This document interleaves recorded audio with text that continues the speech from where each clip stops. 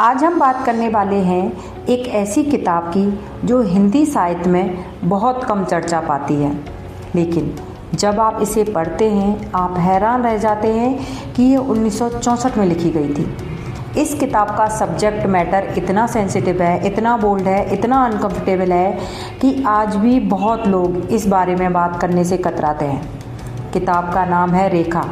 इसे लिखा है भगवती चरण वर्मा ने, वही लेखक जिन्होंने चित्रलेखा लिखी। वो किताब जिसने हिंदी साहित्य में पाप और पुण्य की परिभाषा बदल दी। लेकिन आज हम चित्रलेखा की बात नहीं करेंगे, आज हम बात करेंगे रेखा की, जो शायद उतनी ही गहरी रचना है लेकिन जिसे उतनी गहरी पहचान नहीं मिली। रेखा एक ऐसी औरत की कहानी है जो अपने अंदर दो दुनियाओं में फंसी है। एक तरफ उसकी आत्मा है, दूसरी तरफ उसका शरीर, और इन दोनों के बीच का जो संघर्ष है वो इतना रियल है कि पढ़ते वक्त आप किताब रख नहीं पाते। तो आज इस वीडियो में पूरा रिव्यू करेंगे। लेखक कौन है, कहानी क्या है, किरदार कैसे हैं, राइटिंग कैसी है, थीम्स क्या हैं, और ये किताब आज के ज़माने में भी क्यों ज़रूरी है। तो अंत तक बने रहिए। पहले जान लेते हैं भगवती चरण वर्मा के बारे में। जन्म 30 अगस्त 1903 को उत्तर प्रदेश के उन्नाव जिले के सफ़ीपुर गांव में। इलाहाबाद यूनिवर्सिटी से BA LLB किया। शुरू से ही कविताएं लिखते थे, फिर उपन्यास लिखना शुरू किया। विचार और नवजीवन जैसी पत्रिकाओं का संपादन किया। फिल्मों के लिए भी लिखा, आकाशवाणी में भी काम किया। 5 अक्टूबर 1988 को निधन हुआ। भगवती चरण वर्मा की सबसे बड़ी खासियत ये थी कि वो इंसानियत को बहुत गहराई से समझते थे। उनके कैरेक्टर सिर्फ कागज़ पर नहीं होते, वो सांसें लेते, तड़पते हैं, गलतियाँ करते हैं, और रेखा उपन्यास में ये तड़प और ये गलतियाँ सबसे ज़्यादा हैं। किताब की बेसिक जानकारी। रेखा 1964 में प्रकाशित हुई। पब्लिशर है राजकमल प्रकाशन से। किताब लगभग 250 पेज की है। ये एक साइकोलॉजिकल नॉवल है, यानी ये बाहरी घटनाओं से ज़्यादा एक इंसान के अंदर की दुनिया की कहानी है। और ये जो अंदर की दुनिया है वो इतनी कॉम्प्लेक्स है कि आप पेज बाय पेज उसके साथ उतरते जाते हैं। अब आते हैं कहानी पर, और यहाँ मैं आपको पूरी कहानी के करीब ले जाऊंगी। कहानी की नायिका है रेखा, एक आधुनिक, शिक्षित, सुंदर और बेहद इंटेलिजेंट युवती। रेखा कोई साधारण औरत नहीं है। वो सोचती है, गहरा सोचती है, शरीर और आत्मा के बारे में, प्रेम और वासना के फ़र्क के बारे में, जीवन के अर्थ के बारे में। उसकी सोच इतनी तेज है कि जब कोई किसी से बात करती है तो सामने वाला चौंक जाता है। रेखा ने शादी की, और ये शादी उसने श्रद्धा से की, किसी दबाव में नहीं। उसके पति उससे उम्र में काफ़ी बड़े थे, एक बड़े सम्मानित बुद्धिमान इंसान। रेखा ने उन्हें अपनी आत्मा दे दी, पूरी तरह उनके विचारों से, उसकी बातों से, उनके व्यक्तित्व से वो इतनी प्रभावित थी कि उसने बिना किसी हिचकिचाहट के उनसे विवाह किया। लेकिन एक सच्चाई थी जिसे रेखा ने शादी से पहले नहीं देखा, या शायद देखा और नज़रअंदाज किया। उसका पति बुद्धिमान था, आत्मा से पूजनीय था, लेकिन वो जवान नहीं था और रेखा जवान थी। रेखा का शरीर जवान था, और शरीर की अपनी ज़रूरतें होती हैं जो आत्मा के आदर्शों को नहीं जानती, ना ही समझती। रेखा अपने पति को आत्मा से प्यार करती थी, लेकिन उसका शरीर, वो उसके प्रति निष्ठावान नहीं रह सका। यही इस पूरे उपन्यास का दिल है। रेखा की ज़िंदगी में कुछ और पुरुष आते हैं जिनके प्रति उसका शरीर खिंचता है, जिसके साथ वो कुछ मोमेंट जीती है, गिल्टी फील करती है, लेकिन जिन्हें वो रोक नहीं पाती। उनमें से एक हैं योगेंद्रनाथ, एक डॉक्टर, एक बुद्धिमान इंसान जिसके साथ रेखा की बातें होती हैं, गहरी बातें, दार्शनिक बातें, रेखा उनसे शरीर और आत्मा के बारे में बात करती है, आर्ग्यू करती है कि शरीर की अपनी कमजोरी है, शरीर और आत्मा अलग है। और उस बहस में एक अट्रैक्शन है, एक टेंशन है जो दोनों महसूस करते हैं। रेखा की ज़िंदगी में और किरदार भी हैं, शिवेंद्र, सोमेंद्र, प्रोफेसर प्रभाशंकर, ज्ञानवती देवी, ये सब उसके इर्द गिर्द हैं। कुछ उसे समझते हैं, कुछ जज करते हैं, लेकिन रेखा किसी की परवाह नहीं करती। बाहरी तौर पर अंदर से वो टूटी हुई है।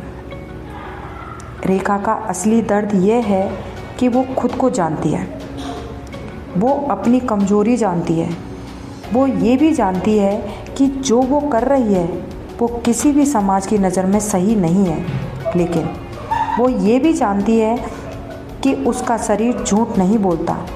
उसका शरीर जो मांगता है वो रियल है, और उस रियलिटी को सप्रेस करना, क्या वो इंसानियत है? किताब के एक बहुत पावरफुल सीन में रेखा योगेंद्रनाथ से कहती है, डॉक्टर, शरीर बूढ़ा हो जाता है लेकिन आत्मा तो बूढ़ी नहीं होती।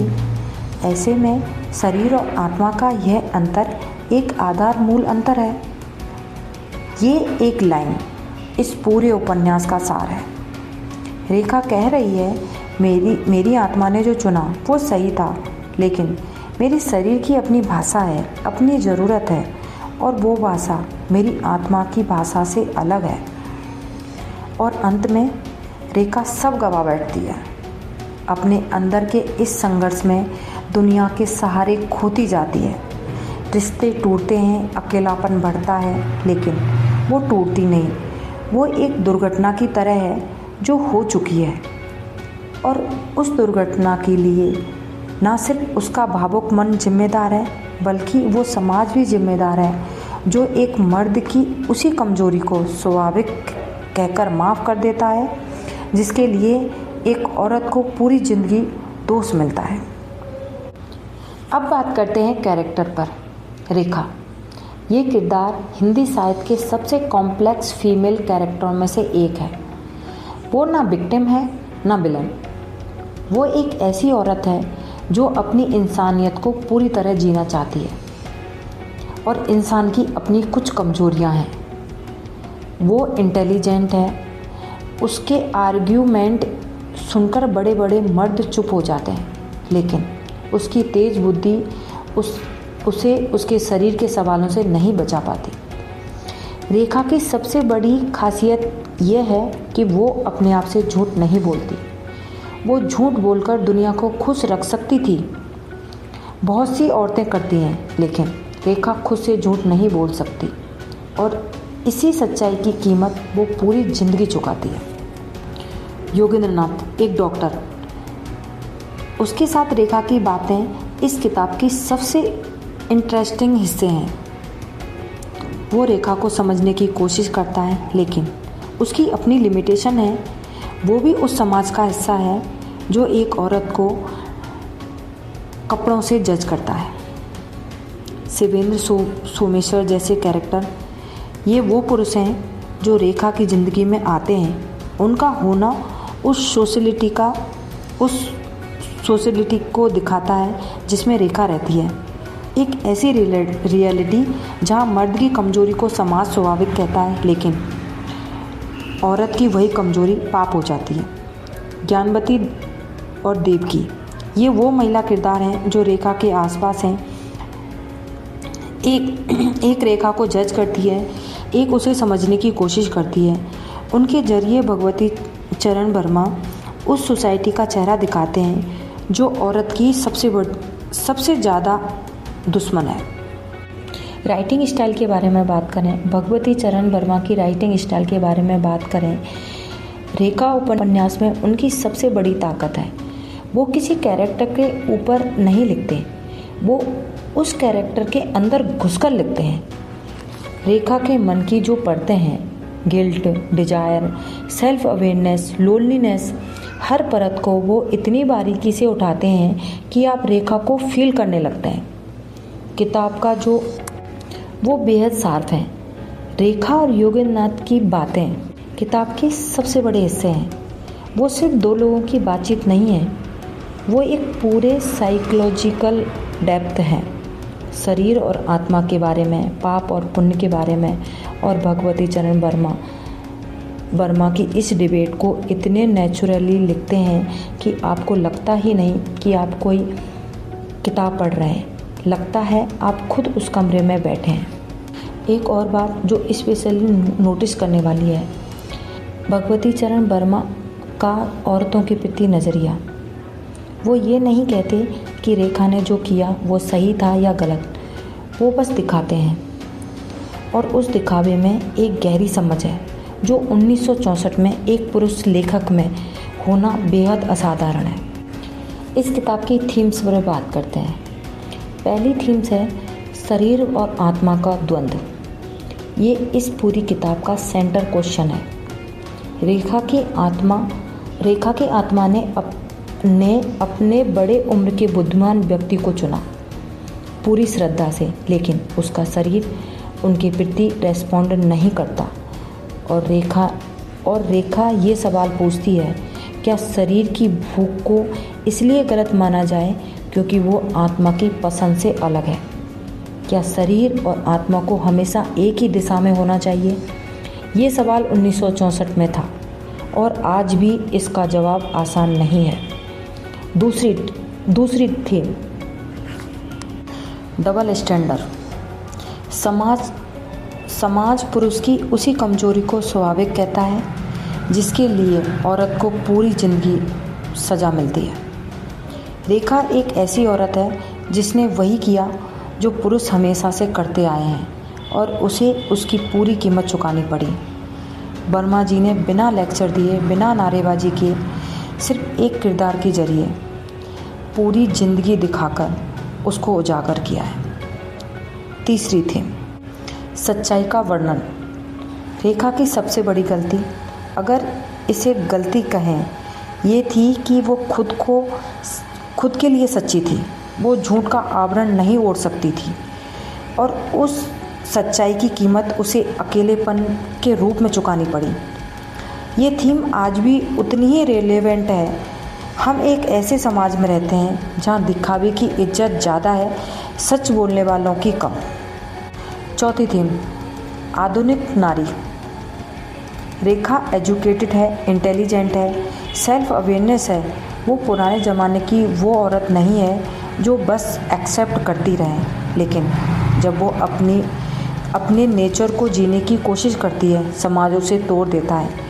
वो दुनिया के सहारे एक एक करके खोती जाती है। ये उस हर औरत की कहानी है जो अपनी शर्तों पर जीने की कोशिश करती है। एक बात ज़रूर करनी चाहिए, रेखा और चित्रलेखा का कंपैरिजन, दोनों भगवती चरण वर्मा की किताब हैं। दोनों में एक स्ट्रॉन्ग फीमेल कैरेक्टर है, दोनों में शरीर, आत्मा, पाप पुण्य के सवाल हैं, लेकिन दोनों में एक बड़ा फ़र्क है। चित्रलेखा प्राचीन काल की कहानी है, रेखा आधुनिक भारत की कहानी है। रेखा आपके शहर में, आपके घर के आसपास की कहानी है और इसलिए रेखा ज़्यादा अनकंफर्टेबल करती है। चित्रलेखा को पढ़कर आप दार्शनिक हो जाते हैं, रेखा को पढ़कर आप परेशान हो जाते हैं, और वो परेशानी, वो बेचैनी साहित्य का सबसे बड़ा उपहार है। तो अंत में, रेखा एक ऐसा उपन्यास है जो हिंदी साहित्य में अपनी वो जगह नहीं बना पाया जितनी उसे अभी तक नहीं मिली। ये चित्रलेखा जितना फेमस नहीं है, लेकिन किसी भी तरह से कमज़ोर नहीं है, बल्कि कुछ मायनों में ज़्यादा ही ब्रेव है, क्योंकि ये रियल वुमेन की कहानी है जो हमारे अपने समाज में जीती है। अगर आप रीडर हैं जो किताबों से सिर्फ एंटरटेनमेंट नहीं चाहते, बल्कि कुछ ऐसा चाहते हैं जो आपको सोचने पर मजबूर करें, जो आपके अंदर कुछ हिलाए, तो रेखा आपके लिए है। अगर आप एक ऐसी फीमेल कैरेक्टर पढ़ना चाहते हैं जो नायिका नहीं है, विक्टिम नहीं है, बस एक इंसान है, पूरी तरह इंसान, तो पढ़िए। अगर आप इस सवाल का सामना करना चाहते हैं जो हम सब अपने अंदर दबा कर रखते हैं कि आत्मा और शरीर की ज़रूरत है, जब अलग अलग दिशाओं में जाएं तो इंसान क्या करे, तो पढ़िए। मेरी रेटिंग है 5 में से 4.5। आधा स्टार इसलिए कम कि कुछ जगहों पर पेज थोड़ी स्लो हो जाती है, लेकिन जो डेप्थ है, जो साइकोलॉजी है, वो बेमिसाल है।